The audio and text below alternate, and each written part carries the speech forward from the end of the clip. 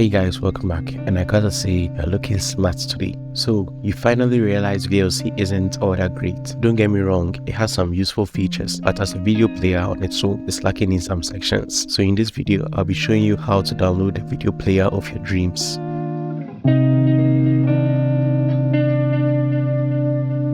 Okay, let me first show you how to install this player before I talk more about it, because you're not here to hear me talking about it, you're here to see how to install it. Open your terminal, then add this PPA repository. All the codes will be in the description. The link in the description will lead to my GitHub page where I've put everything with image describing how to do it. So my internet is very slow right now, as you can see. I'm literally getting less than a kilobytes worth of data download, so I'll just be showing you to me a video for. After adding the PPA repository, update all your packages, then run this command to install the Bombi player.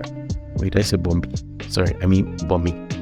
Yeah, whatever. To install it. That is it. Your best player is ready for use. There's a Windows version there, but I have a better player for Windows, so hold up for that video. Okay, now time to go to the boring side of this video. We just talk a little bit about the player. What exactly is Bombi? It's a multimedia player formerly known as CM Player. It's an open source app created by this developer on GitHub. The app is aimed for easy usage, but also provides various powerful features and convenient functions. It's highly user-friendly and everything can be customized to your liking. One feature I really enjoy is their unlimited playback history. Yeah, you heard me.